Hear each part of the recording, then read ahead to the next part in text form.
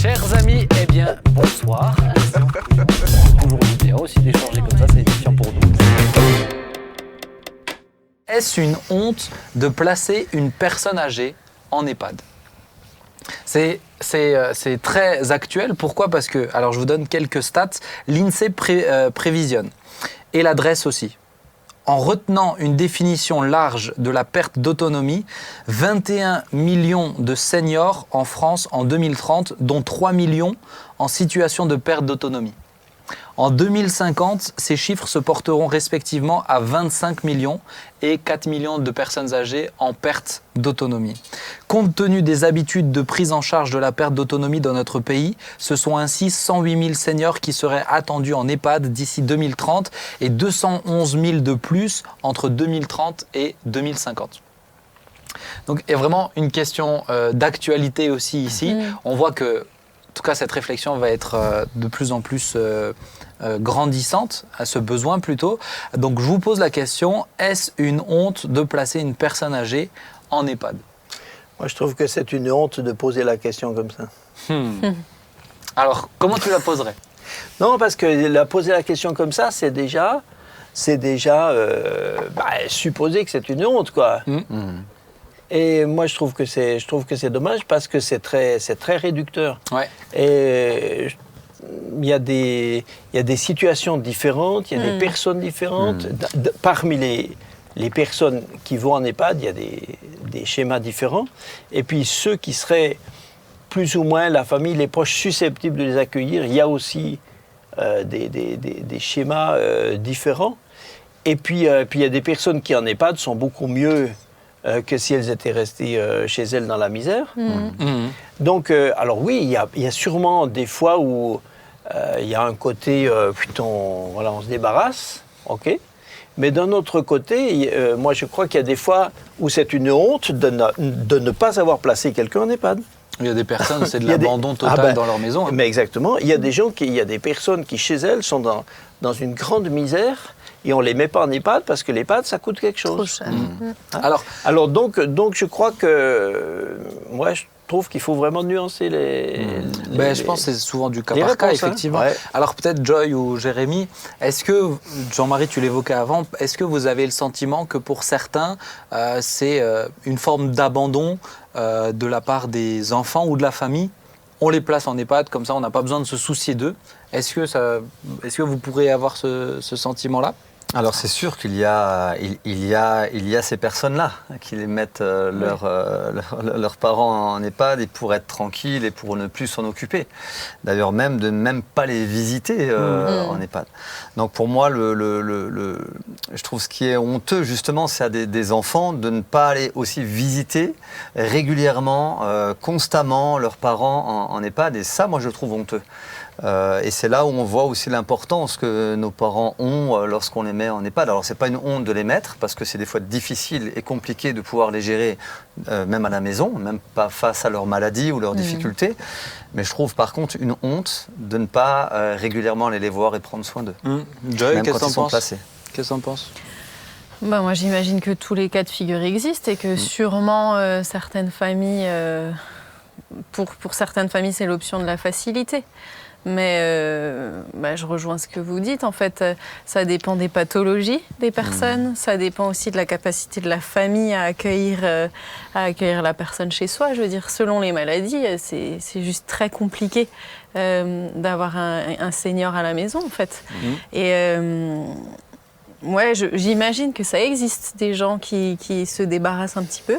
Mais je ne sais pas si c'est la majorité des cas. J'ai une amie qui voulait prendre sa maman à la maison.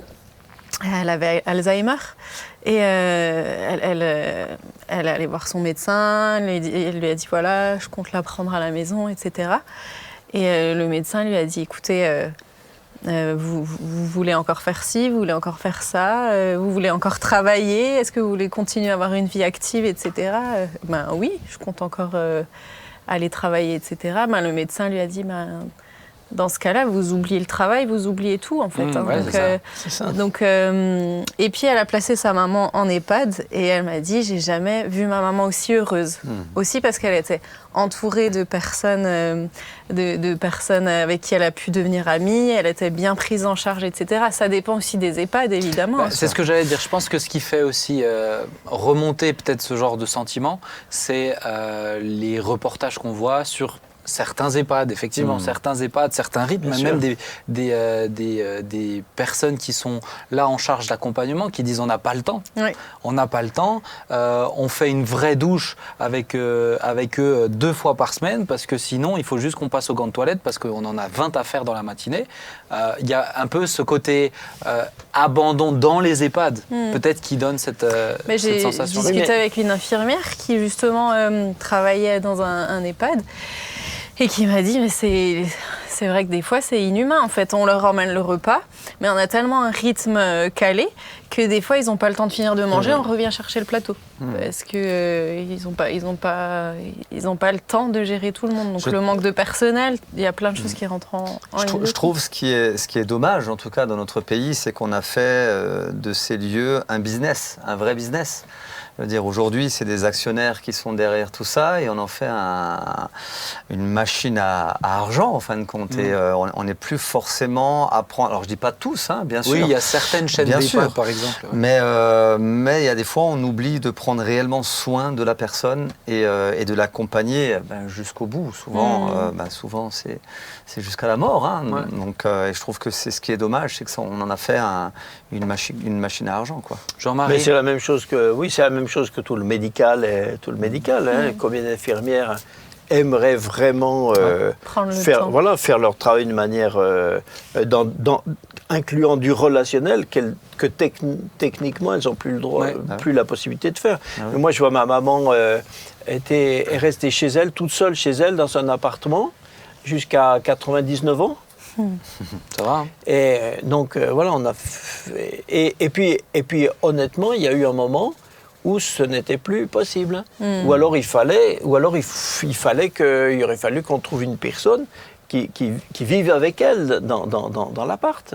Mais financièrement, c'est pas possible. D'abord, ces personnes-là n'existent pas. Et puis financièrement, c'est impossible. Parce que même une personne, ça suffit pas. Il faut qu'elle ait le droit quand même de sortir et puis d'avoir des jours de congé. Donc en fait, il t'en faut au moins salarié presque 2. C'est impossible. Ouais. Et quand on a décidé de lui proposer ce qu'elle a accepté, de la mettre dans son EHPAD maintenant ici sur Mulhouse.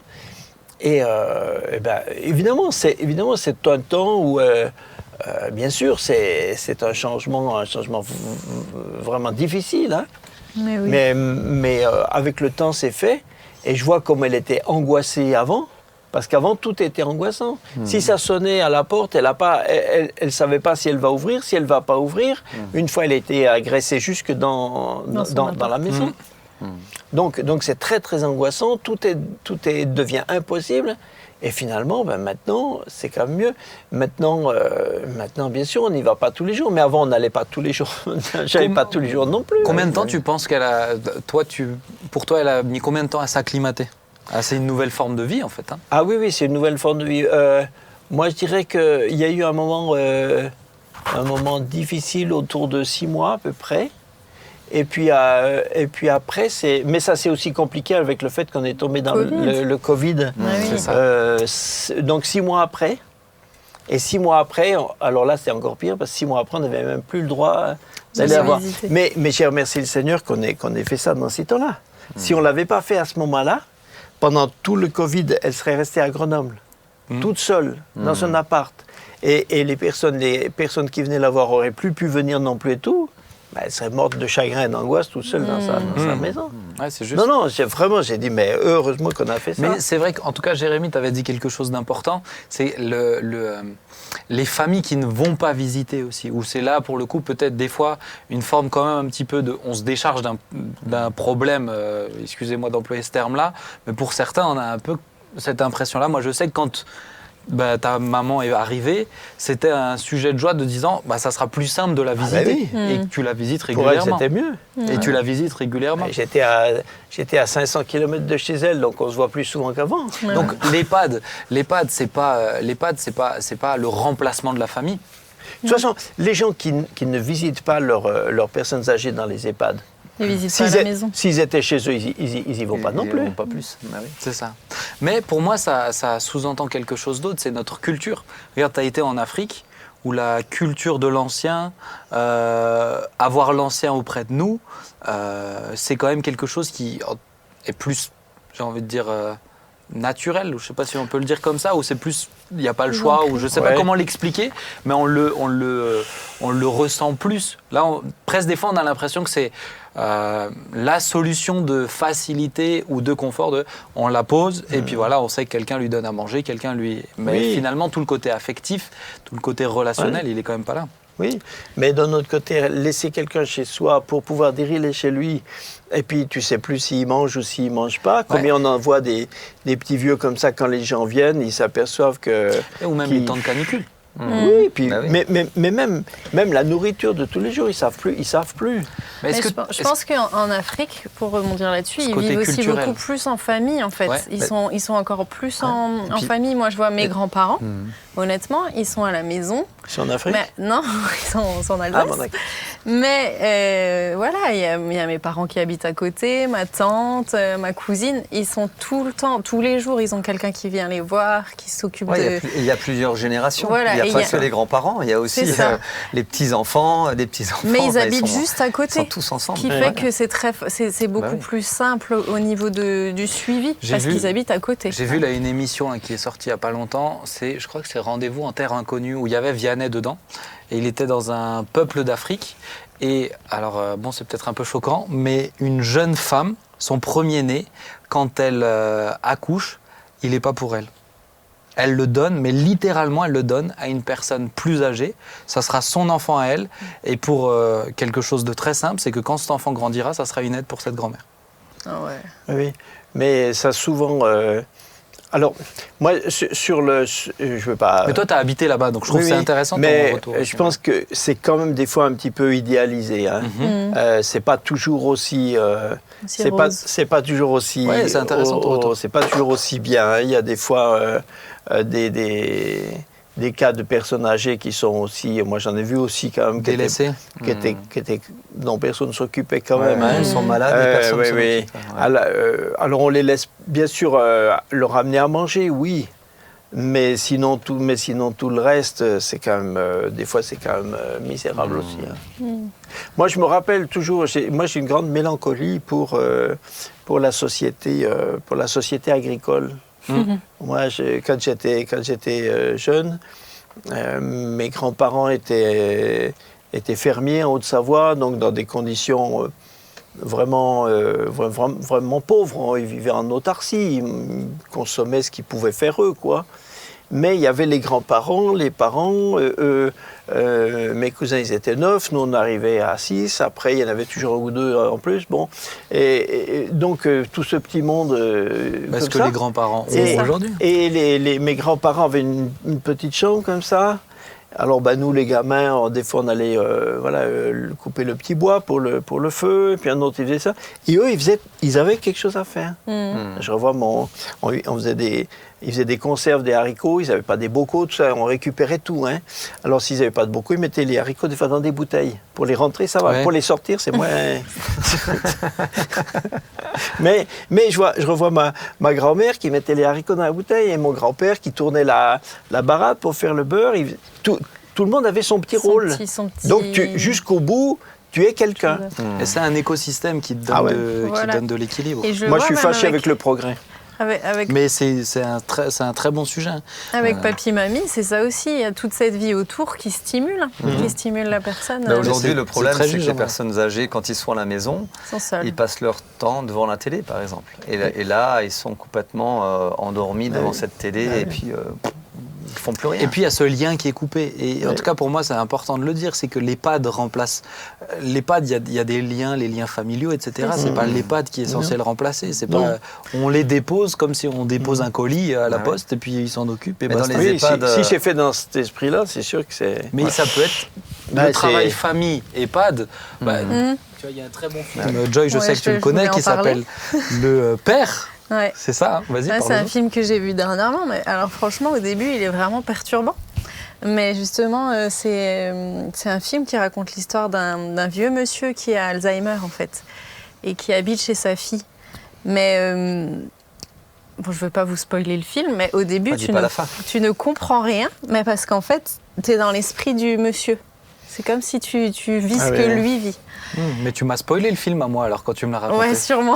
Oh, Et tu vois la fille de cet homme qui fait tout son possible pour le garder à la maison, pour faire venir des aides, pour qu'il reste dans son environnement. Et en fait, au final, le mieux pour lui Mais oui, et le mieux pour la famille tout le aussi, monde. pour l'équilibre. c'est quand il est placé Bien sûr. quand il est placé en EHPAD avec les Mais soins qui vont avec et parce- la visite Mais oui, régulière parce de ses qu'une enfants. personne âgée, il n'y a pas forcément. Alors, c'est pas systématique, mais il peut y avoir notamment des maladies. Mais regarde, là, par exemple, je prends les maladies psychiques. La schizophrénie, des fois, c'est impossible d'avoir un schizophrène à la À la maison. maison, bah oui. Oui, oui. Alors, Des fois, bon, c'est ça, impossible. un C'est- autre- Non, ce que je veux dire par là, c'est que il n'y a pas que l'âge en fait. Il Oui, n'y a pas ah, que bah, la bien gestion de sûr, l'âge. bien sûr. Il peut y La avoir pathologie. d'autres choses qui sont Bien sûr. englobées dedans et que Bien tu es sûr. obligé de prendre en compte. Bien Quoi. sûr. Mais en EHPAD, Pour moi, en même temps, ils ont. Enfin, moi, j'ai ma grand-mère qui était en EHPAD jusqu'à la fin de ses jours. Elle y est, je pense, restée à peu près 5 ans. Mais il y avait tout le temps des activités. Ouais. Je veux dire, à la place d'être deux. Alors, elle restait avant, quand elle était à la maison, elle restait devant la télé toute la journée. Eh ben, en EHPAD, il y avait le goûter, ils se retrouvaient tous, ils jouaient aux dames, il y avait quelqu'un qui venait faire de la couture, du tricot. Enfin, Une vie il y sociale avait en tout fait. le temps de l'activité, des activités. Et du coup, elle était jamais toute seule, parce qu'il y avait une grande pièce où tout le monde était là et il y avait de la vie. Et je trouvais ça juste excellent. Pour moi, trouve, l'EHPAD, le vrai problème, c'est pas l'EHPAD. Le vrai problème, c'est le délitement des relations, C'est des ça. relations familiales, C'est ça. de la culture de famille, j'allais dire tout simplement de l'amour fraternel. Quoi. Le vrai problème est là.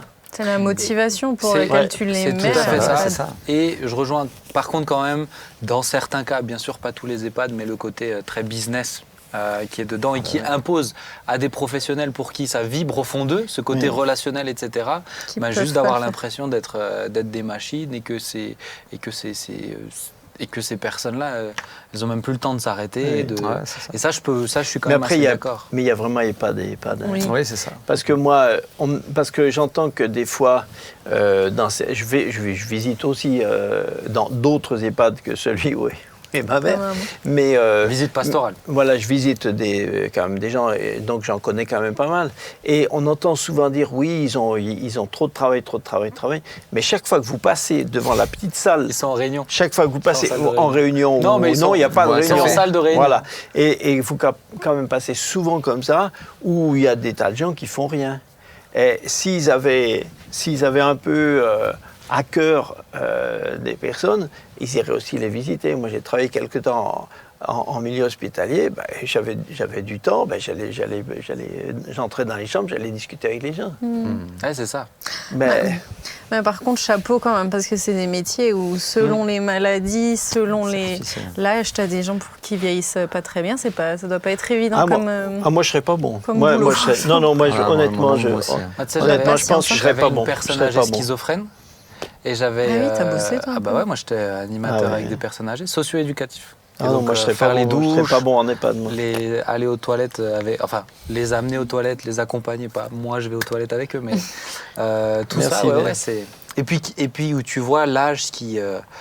Bon, quand tu as une personne âgée où sa capacité cardiaque elle est plus qu'à 30%, et on te dit, voilà, la moindre chute, ça peut être fatal. Stressant. Ouais, et puis, et puis j'étais souvent avec 6 tout seul, à faire des sorties, à les faire manger, à les Ouais, doucher, ouais. etc. quand même. Moi, ce qui me serait le plus difficile, si je devais travailler en EHPAD, c'est de ne pas pouvoir avoir des projets, enfin c'est peut-être caricatural, mais des projets positifs. tu ne peux avoir avec eux qu'avoir des projets de ralentir le dépérissement, quoi. Ouais. Moi, si je ne peux pas faire des projets de progrès, c'est difficile. Tandis que là, tu dis, bon, on va essayer de...